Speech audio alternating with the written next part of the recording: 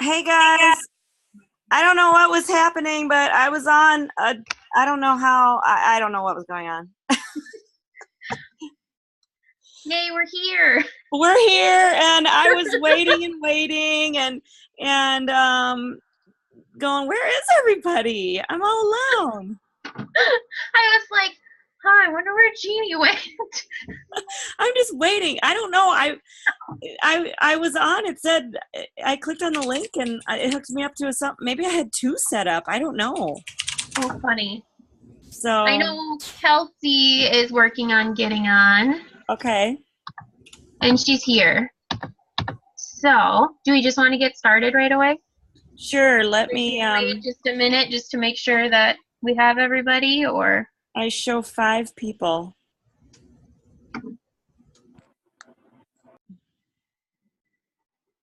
Sarah's trying to get on. Okay. I just got a phone call from somebody who tried to call me. Oh no, that was my child. Okay. What do you see for? I don't see my picture anywhere. Am I not on I here? see the top I of see your your head. Oh, I see your hairline. how come I can't see me? You don't want to see me. Trust me right now. I'm trying to turn my.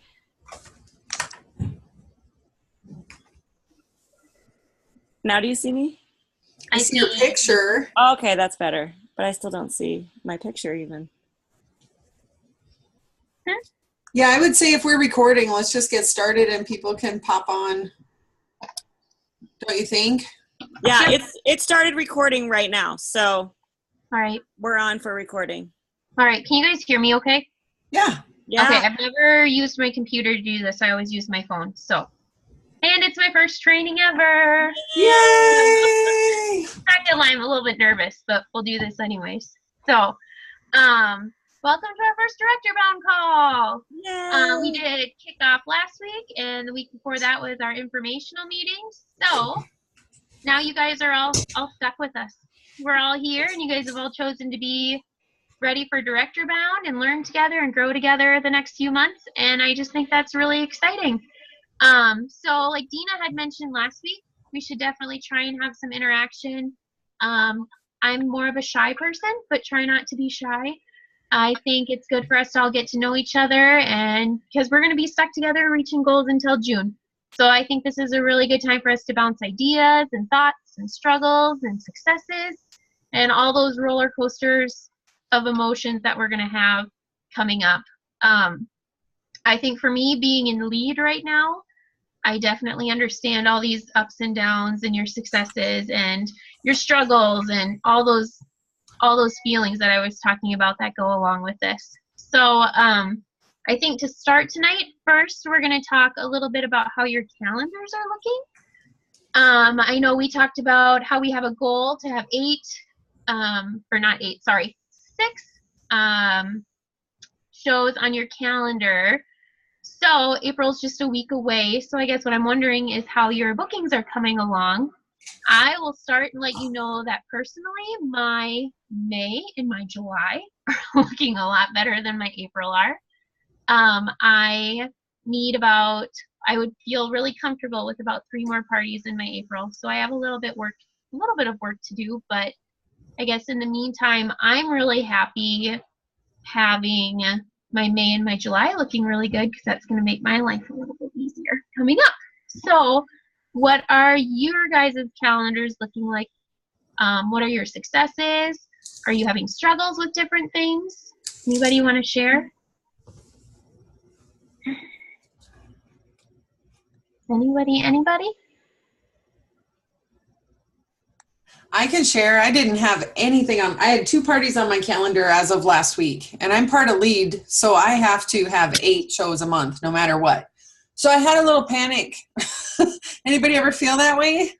Yes. You know, and I was doing so good back in February, and then, life happened and things happened, and but it was Friday, and I was like, well, what am I going to do about it? So I started calling people and texting and doing some Facebook things, and I had a show, and I have added 5 virtual parties since Yay. Friday. Hi, Janie. Hi. I was just talking to Nick tonight, and Nick's my husband, and I was telling him how I need, like, to be really comfortable, because with lead 2, I have to have 8. I need to have at least 3 more. And he goes, oh, okay, well, I'll start asking some of the husbands at work to see if their wives will do them for you. So, or we'll have parties. So it was nice even to have my husband so supportive and wanting to help me. So we'll see what he finds out at work for me. Anybody else? That's really awesome. How's your calendar looking? It's going to be dying off here. 6 parties a month, I think, is going to be very hard for me to keep up right now, unfortunately. I'm hoping I can get there, but I'm struggling with it. No, I hear you. And we're going to go over some ideas today, and hopefully other people have ideas, and we can just kind of bounce a lot of information off each other and help each other fill our calendars. So cool. Yeah. Anybody else?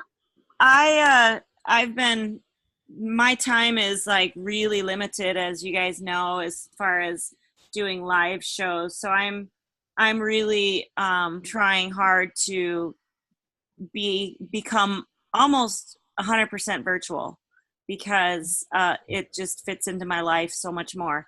And so, and I'm also finding that getting people to commit to a virtual show is easier. It is, because it's they don't view it as big of a time commitment, and oh my gosh, I got to get my house ready, I got to get everybody over.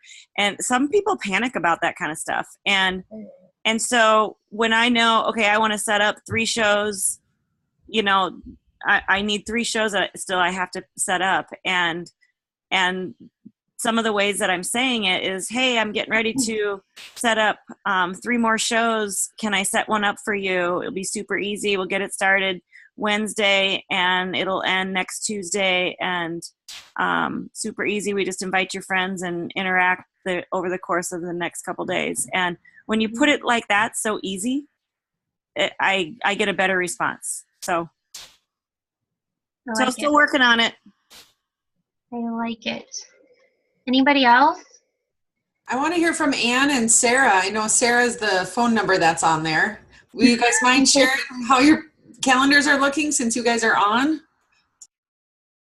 Yep, I had a big old goose egg for the month of March, and I'm going to be starting my first virtual party tomorrow, and it's going to be a mystery host party. And I still have absolutely no clue what I'm doing. I'm just going to be muddling my way through it, but we'll figure it out. And I've got so far maybe 5 or 6 people that are going, and more have been invited, and I'm just hoping that it turns into something, because I have no clue. You have to start somewhere. And your video was so cute. I mean, and people are going to love that. People are going to love that, Sarah. That they're going to love to see you and that baby just muddling around in your kitchen. People like to see. And honestly, I didn't even watch it again, because I couldn't, I started to play and I'm like, I can't even listen to my voice. So I don't even know how that video turned out, because I did it live, just, one shot, and I have no idea what I even said in there, but I hope it turned out okay. It was great. It was great. And if just laugh at yourself, figure it out.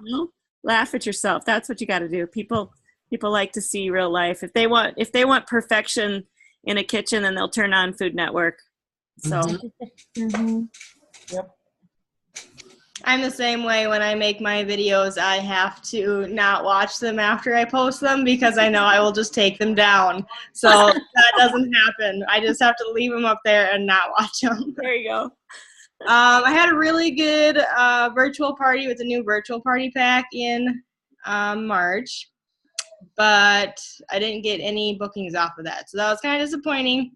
So I got to kind of start cold calling again and see if I can figure out somebody to get some parties on my April calendar. I do have a bridal show though, so those are always good. But yeah, so that's where I'm at.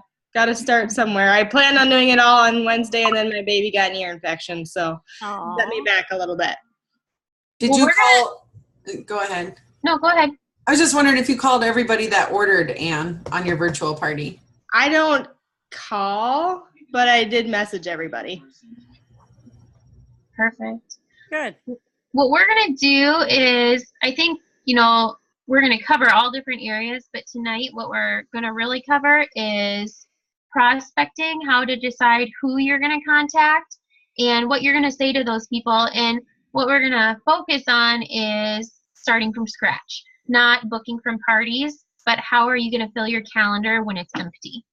I know before we get there, last week Dina talked to everybody about getting a spiral notebook. And remember to have that spiral notebook with you whenever we have a meeting, because this is going to be your tracking notebook. So one of the first things, I guess first piece of homework, if you want to call it homework, one of your goals is going to be to start contacting 15 people every week. And these people that you're contacting are going to be intentional and direct contacts. Not you're in a virtual party, so you post, why don't you have a party, to 100 people. These are one-on-one contacts where you specifically decide to contact that one person and talk to them. So you can contact these persons, don't mind me, these people through emails, text messages, phone calls, a Facebook message, and I think even better is just in person if you can. You should, in your notebook, so what I do is I write the week on the top of the page, and then I number it. For lead, we have to do 25. So my numbers are 1 through 25. You guys will do 1 through 15. I like to do 2 columns. So in the first column, I put their name, and then the second column, I like to put their response. Jamie, do you do it differently, or is that kind of how you do it? I like to just I open up a Google Doc, and I just kind of like, as you guys are talking, I'm typing. Okay. That's the way I do it. Okay, so when I do mine, I do the name on the one side, I do the response on the other. So what they want you to do is contact your 15 people and then document the response that you get. And from that response, you're going to come up with a ratio. So for example, if you make your 15 contacts and you hear from one person, so you have one party booked, your ratio is going to be 1 to 5. So this is going to help you average how many people you're going to need to contact to fill your calendar. So keep track of that. We're going to probably go over that, I'm guessing, pretty much every meeting, see how everybody's doing with that. But that'll be an easy way for you to keep track of everything. And I really like the idea of documenting it in your notebooks. You really know what you're doing. And because a lot of times you hear people say, oh, I've contacted everybody. But if you start going through your list, you really haven't contacted everybody. There's a lot of people that you could still talk to. So this is something that you can look at and see, yes, I really did make this many contacts. Does anybody have questions about that? No, I don't. And I'm sorry, Brittany. I misunderstood. Oh, you're fine. You're totally fine. Okay, so if nobody, do you have a question? Well, I'm looking forward to this one because actually what you're going to be talking about is kind of how I'm looking to possibly build my business this summer. I'm attending vendor shows. We have a big county fair in the area. I'm looking at attending that all week. So I'm hoping you give me some good tips to kind of get people that way. Awesome. Yay. So I think the first thing that we're going to go into is who are you going to talk to? Who are you going to, where to prospect and how to prospect, when to prospect, all of those things. And I think if everybody listened to the call that we were supposed to listen to from this last week, the making it a full calendar, that helps you a lot. I know for me personally, this is a training that I listened to last year when I started. It was towards the end of last year when I was really seeing directorship. I could see it happening. So I started listening to all these different calls, and this is one that really hit me. What I loved about this training was all the information that it had. And the first thing they started with is everybody starts with an empty calendar. And I think at one point, I don't even remember what month it was, but my calendar was empty. And I'm like, how in the world am I going to do this? I have an empty calendar. And it was so nice for me just to hear everybody starts with an empty calendar. You just have to start filling it. So I wasn't anywhere different than anybody else was when they started, or if they were having a bad month. So I knew that like I said, I was no different than anybody else. And I just needed to find the tools to fill that calendar. The first thing that they talked about was, who do you ask? And the answer was super simple. You ask everybody. The bottom line is you have to ask to get bookings. They talked about in that training how it's really rare that somebody is just going to stop you or message you and say, hey, I want to have a party. So you really just need to 100% believe. We've talked about the belief triangle. We've talked about believing in yourself. But I think here you need to believe that everybody that you talk to is interested in having a party. Don't question people. Just when you're deciding you're going to talk to somebody, believe that they really would want to have a party. So that was just a little bit about direct contact. But what about when people come to you, or finding leads through comments on Facebook? The training also talked about, I don't know if you guys remember this, and it was probably my favorite part of the training, the idea of making your host drool, or your potential host drool. Do you remember that at all? Anybody? Okay. I loved the idea of making them have to have a party because the product that you're talking about is so amazing. So say you are, I use my Facebook group a lot. I have a Pampered Chef Facebook group. And maybe you're posting to that page about the new cookware. Maybe you're posting about the 12-inch skillet. You want to make them drool, and you may want to make them have that skillet. Maybe you're going to talk about how this one skillet can be used for breakfast, for lunch, for dinner, for supper, for dessert. And when you use those for those meals, you have recipes that you can make in 30 minutes or less that look like they should take 2 hours. So you make this meal, you have all your mess in one pan. Even easier is you get to throw that one pan in the dishwasher because of how great it is. So the training talked about making them drool, making them have to have that product. And I think you can find leads when you find people commenting on these posts, when you find people liking those posts. They're liking them because they were interested in it. So I think every time somebody likes one of your posts, comments on one of your posts, they're one of the people that you should probably be contacting about having a party. I don't know if everybody does that or if anybody's thought of that. I know back when I listened to that for the first time, that was something that seemed obvious to me, but I had never done it. Anybody else? I'm just having trouble I'm getting orders, but on my virtual parties, nobody's commenting or replying or doing anything to any of the posts I'm putting on. I think I found in my, this is a little bit off, but I found in my, I guess it's not off, in my virtual parties, when I can get my host to get involved with that, it really helps me. I always have my host post one day on booking a party and how easy it is. And I also have my host tag friends in those comments or pictures that I post about having a party. I have my host tag people in those, people who they think would be good hosts. And that always seems to help. I don't know if anybody else agrees with that who does virtual parties. Okay. All right. But I think it's really important to get your host involved in the virtual parties as much as you can. Janie, do you do live videos or post videos of yourself? No, I know. I need to get past that. I was just comparing some of my shows, just my really good shows, my good virtual shows versus my not so good virtual shows. And the ones where I just, kind of throw caution to the wind, and I don't really, I don't worry so much about what I say and what I sound like. I just go on and be goofy and have fun. Those ones are a lot higher. People participate more. And if you can get your host even to get on and use one of those funny Facebook filters and be a little silly, it gets people's attention. People want to see that.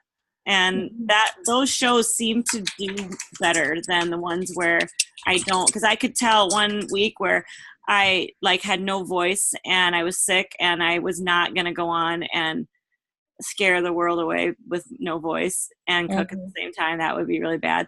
Those shows weren't so great. And so I was like, okay. Okay.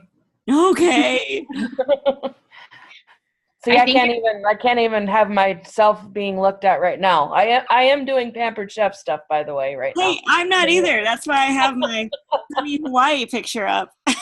Yeah. I'm with you. You know, Right. Pampered Chef gave us some good tools too in the virtual party packs that you can send pictures to your host each day. Like, hey, try posting this one. So I agree with Brittany for sure. If you can get your host involved. And I know Kendra has had good luck going live and having her host be on too to have some interaction. Because if you're live and you're not friends with the people, they won't get a notification that you're live. But if your host is on while you're live, then everybody she's friends with will get notification too. So It's on. So in the video, you mean? Yeah, in Facebook, in your show, if you go live in the show and just schedule it with your host, like, hey, I want to show a product tonight. Are you able to pop on for 5 minutes? And then schedule a time and tell. Sign in. Okay. Yep. Okay. All right. Does anybody else have any questions or thoughts on prospecting, where you're going to look to start contacting people? I think some of it is your mindset. So when I feel desperate, I don't tend to book shows. So I think it's really important that you remember that you are doing something for them, not them doing something for you. So it's kind of goes back to that belief that you believe in the host benefits and the host program. Okay. So if I know that they're going to get this great deal and 60% off anything they want in April, oh my gosh, I could sell that till next year if that was the host special each month. So I think if you go grocery shopping and you have a recipe with you, like even a Pampered Chef catalog there, that's a good way to talk to people. You know, you see the people that are just wandering around the store, you can tell they have no idea what to make for dinner. Have an extra recipe printed, something super easy, and you could give that to them and then ask if you can follow up. That's probably one of my favorite things to do. Okay. All right. Let's move on to what to say, like how to make an effective contact and what to say when you're doing one of your booking calls or text messages or Facebook messages. The company gives us some standard booking scripts. So what I'm going to do first is just read to you a standard booking script, and then we'll kind of talk through it a little bit. But this is the one that we were given, and it says, "Hi," and then the person's name. "This is Brittany with the Pampered Chef, and I'm so excited. There are some incredible things going on in our company right now, and I thought of you because," and that because is where you're going to want to enter in something where you can relate to them. "I thought of you because I know you have 2 little kids at home and you're busy, and I want to help you make quick meals at home." Or, "I thought of you because I know you love to cook and I think this product would be great for you." This is where you really want to relate to them and not just have this script that's the same for 20 people that you send it to. After that, "I'm so excited about the parties I'm doing this month, and our host rewards and bonuses are fabulous. Do you have a minute where you could hear about it?" So that's something that you could just say if you were doing a phone call. If they say, "No, I can't right now," then you can go ahead and ask them when they have time. You know, would today or later this afternoon would be better? Would tomorrow be better? And if they say yes to you, you can say, "I'm doing my maybe margaritas and fajitas parties this month," or "I'm doing one of the new themed virtual shows this month and they've been a hit. My hosts have been getting up to $200 in free and discounted products. I have 2 dates left this month and I would love to save one for you and your friends. My next available date is," and then you can let them or you can give them the date and then let them answer you back. So that's just a standard booking script that they give us to use. And do you know, I don't have my pack with them. Jamie, do they have that in their, do you know, does anybody have their packet in front of them, and can they tell me if you're, yeah, it's in there? I don't have it in front of me. Anybody? Well, I'll post it on the page just so you have it, just in case. How does that sound? So that is the standard booking script. And I know in this training too that we listened to this last week, they talked a little bit about how nobody's born a booker. Booking isn't something that people come into this business and they just rock. Booking is something that takes time. And I don't know about you, but for me, it's the place where I have to step out of my comfort zone almost the most. So doing these 15 contacts every week is important. It's going to give you practice. It's going to make you more intentional. And this is the point, like Jamie talked about, where you really just need to step out of your comfort zone and you need to believe in yourself. You need to believe in the company. You need to believe in our host rewards. You need to believe in the products that we sell and really believe that we have something great to offer and something that's really going to help people in the kitchen.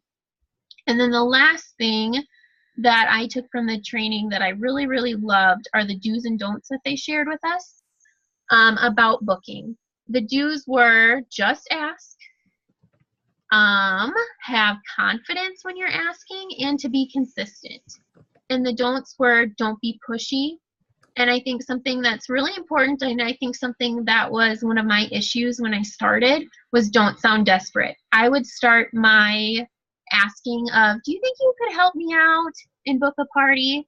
Or, you know, I'm running a little bit low this month and could really use a few more parties. Don't be desperate. You know, make them know that you have something great to offer and be excited about it. And then the last don't that they have was don't put limits on people.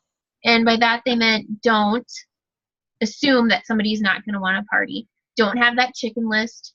Be intentional and don't put limits on people. Ask everybody, because you might be surprised. Usually the people that are on my chicken list are the ones that say yes the easiest, it seems like, which is crazy to me. But there was one week where I contacted just people on my chicken list and I had more yeses that week than I had in the weeks prior. So I really challenge you guys to start asking off of that chicken list, because I think you'd really be surprised.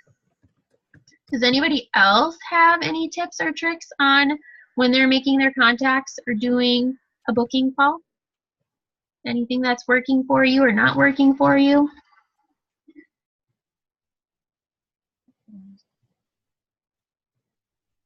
Anybody?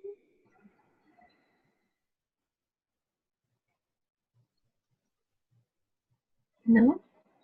No. Does anybody have anything else from the training that they wrote down that they loved and thought was helpful?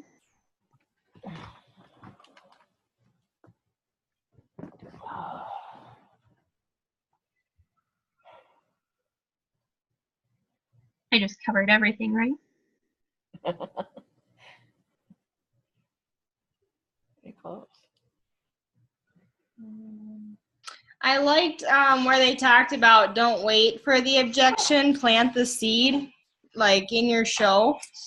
So if you get the objection all the time that this house is or my house is too small, just go ahead and say this is a big house, but last week I did a show in a small apartment and it was a lot of fun. We made it work, and things like that. So that was something that I'm always waiting for the objections, but I should just go ahead and put them out there so that I get that passed and see what they come up with. And the objections that they come up with that they noted are the ones that you usually hear. Because I just heard that the other day too. Yeah, I'd love to have a cooking show, but I don't have a great house for it. So where should I start looking to book it? And I'm like, no, you can do it at your house. And really, when she started telling me about her house, I was like, oh my goodness, I've done parties in much smaller houses than that before. Not a big deal at all. So it was kind of nice that they went over those things that you do hear common objections about. Anybody else have anything?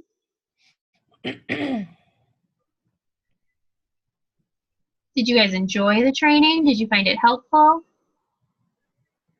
Yeah, I like to listen to the trainings. Good. All right.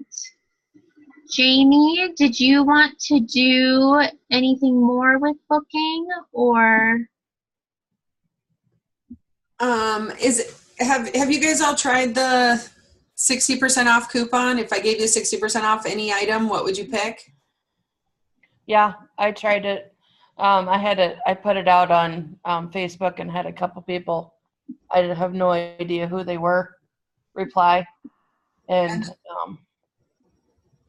so I gave them that little spiel back, and then I heard nothing. And I followed up and I heard nothing, but I like that idea. I want to keep using it. Yeah, and it's just, and if blanket Facebook posts aren't working, then you have to try something new. Yeah.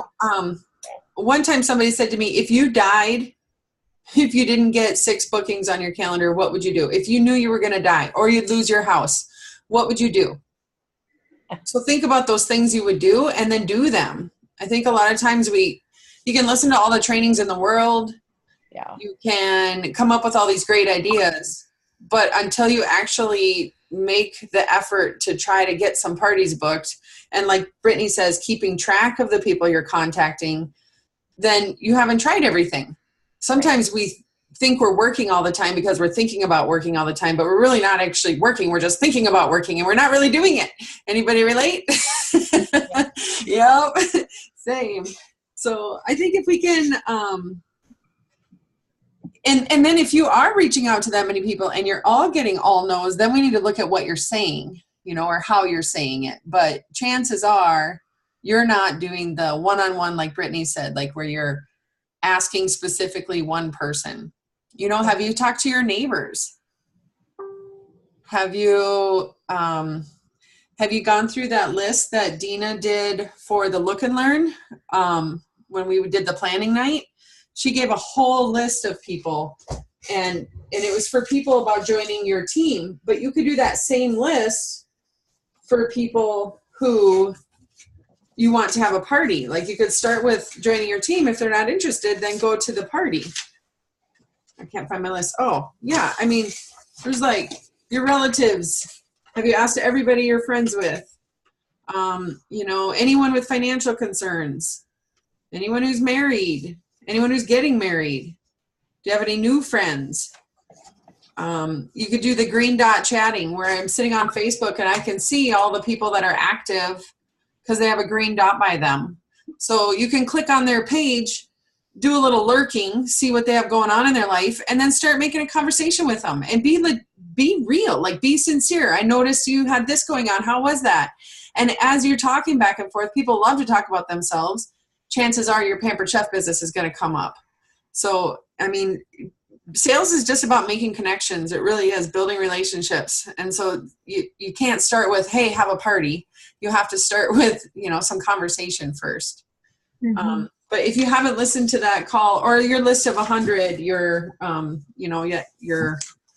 lead list is a good place to start. Go through Facebook. Anyone posting pictures of food? Like anyone have foodies on their Facebook wall?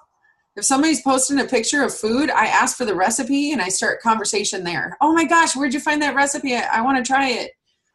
And then, you can ease into, oh, you know what? I'm just using this new pan to do this and it tastes so much better than it ever did. That's just a couple ideas I have. Sorry to tangent. No, I found lately I see a lot of people asking questions about freezer meals, and I will, they'll ask for a recipe and then I'll send them a recipe and then I'll talk about some of the meals that I really like that I make and this is what I use to make them and I love them. This is where I'll go into, I love making these and I have this thing called a rock crock. And in my rock crock, I can do this. So it's the same type of anything that I can find where I feel like somebody might have some interest. It's worth a shot to ask them. The most you can hear is no, and sometimes those no's are okay because when you hear a no, you can say, that's fine. Do you think I can contact you in 3 or 4 or 5 months and ask again and see if it's a better time for you? I really have been keeping track of those people who say no the first time, and then the second time I ask them, a lot more often they're saying yes than no again. They're saying that they're ready to. So I think that's something that's really important is when you do hear those no's, go ahead and ask if you can contact them again in a few months. Or if there's a month, something that they really want that you can keep an eye out for, so when it's a host reward, you can let them know. That's another idea too. Okay. Anybody else have anything?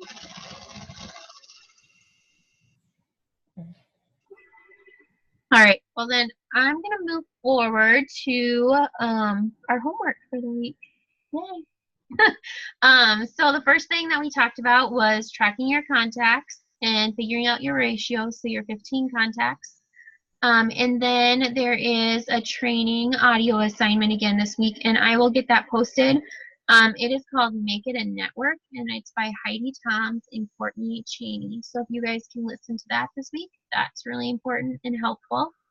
And then the last thing that I want to leave you with, and I will post this in our group as well, it is called The 12 Things Successful People Do Differently. So I have this hanging in my office, and I've made marks next to things that I want to work on.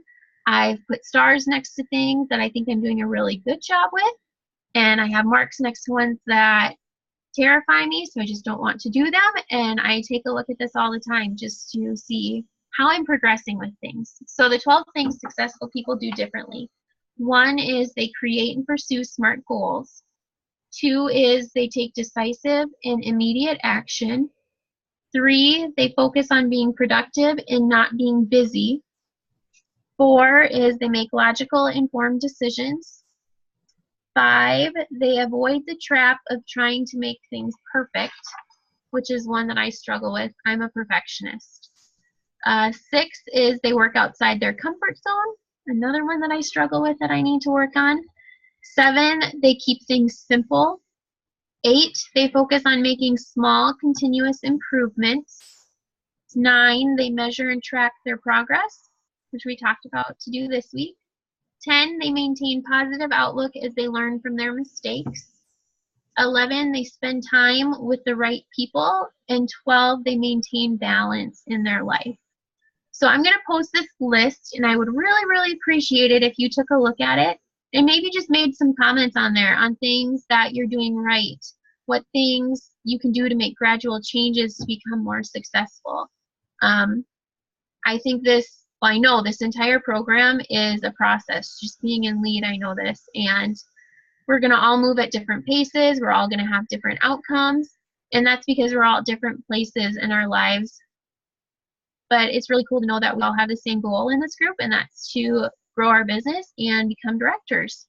So I guess I really just want to challenge you guys this week and until we meet again to just keep chugging along. Rely on your directors. If you have any questions, we do want to help you. We love to hear from you. You're not bugging us. And we want to hear your struggles in the weeks ahead. We want to hear your successes in the weeks ahead.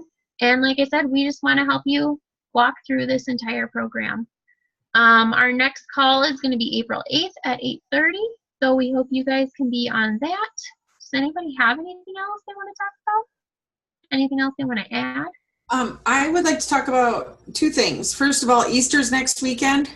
So as people are preparing for food, that's another good way to get some more shows. And if you're seeing family you haven't seen in a while, make sure to have catalogs with you. Okay. And then my other thing is the Look and Learn tomorrow. Make sure that you're inviting people to that. If you aren't on it yourself, tell your director, we'll get you on there. And let's try to fill that room. Even if it's your best friend, you just ask her if she would be your guest, because you need to have a guest on there. It could be fun if everybody had at least one person on there. And you never know, they might see it and decide, hey, I might try this.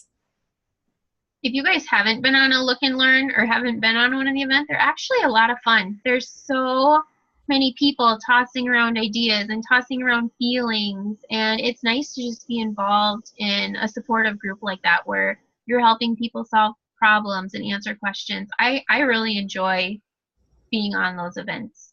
And Jeannie's leading it. Woo! Yay. Brittany, you did awesome. Thanks. Yeah. You couldn't tell it was your first training, that's for sure. First one down. Great job, Brittany. You did awesome. Thank you. All right, so I'm going to post those 12 things. And yeah, if you guys want to comment on those, I think the more we talk and the more we interact with each other, the more successful we're going to be. For sure. Sounds good. We good? Yep. All right, everybody have a good Easter. We'll see you all later. Bye. Bye. Bye.